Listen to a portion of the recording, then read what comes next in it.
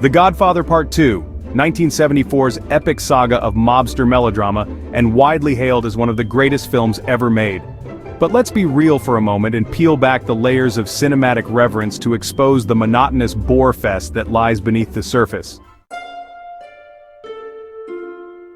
Firstly, let's address the obvious: the movie's ungodly length, clocking in at an excruciating 3 hours and 22 minutes. The Godfather Part II seems to operate on the assumption that viewers have nothing better to do with their lives.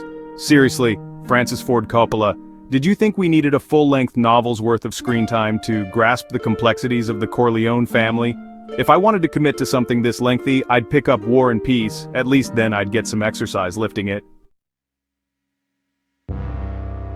The film opens with a prelude to tedium, dragging us through a dreary flashback of Vito Corleone's rise to power.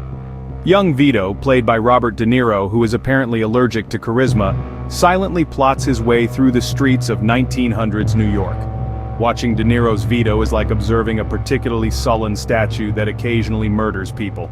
It's method acting at its finest, if the method in question is somnambulism.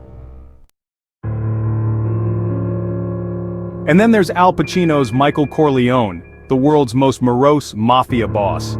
Pacino spends the entire film perfecting the art of brooding in darkened rooms, staring into the middle distance with the intensity of someone trying to recall where they left their keys.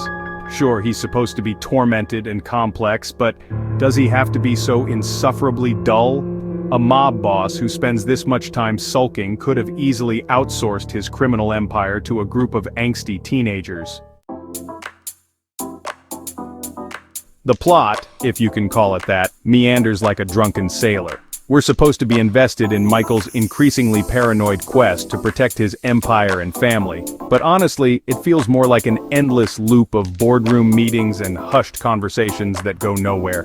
If I wanted to watch a series of men in suits having serious discussions, I'd tune into C-SPAN.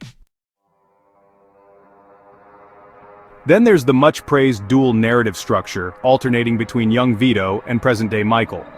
This technique is often lauded as brilliant storytelling, but let's call it what it really is: a cunning way to double the tedium. Just as we're getting slightly invested in one storyline, we're yanked back into the other, ensuring that neither plotline gains any real momentum. It's like a cruel cinematic game of whack-a-mole, where every hint of excitement is immediately suppressed. The supporting cast doesn't help much either. Diane Keaton as Kay Adams Corleone spends most of her screen time in a perpetual state of bewilderment, perhaps wondering how she ended up in this interminable saga. John Cazale's Fredo is pathetically pitiable, which might evoke sympathy if he weren't so relentlessly irritating. By the time Michael delivers his iconic "I know it was you, Fredo" line, we're just glad someone is finally acknowledging the elephant in the room. Fredo is the worst. Visually, the film is a masterclass in sepia-toned bleakness. Gordon Willis, the Prince of Darkness cinematographer, bathes every scene in a murky gloom that perfectly matches the film's relentless solemnity. If you enjoy squinting at shadows and wondering if your TV brightness needs adjusting, you're in for a treat. In conclusion, The Godfather Part II may be lauded by critics and film scholars, but let's be honest, it's a marathon of monotony. If you're looking for an exciting mafia movie, you'd be better off watching paint dry. It's shorter, and there's always the thrilling possibility that it might change color. So next time someone praises this cinematic giant, remember, one person's masterpiece is another's extended nap opportunity. Thanks for watching. Make sure to like, share, and subscribe. Quirky Critic signing out.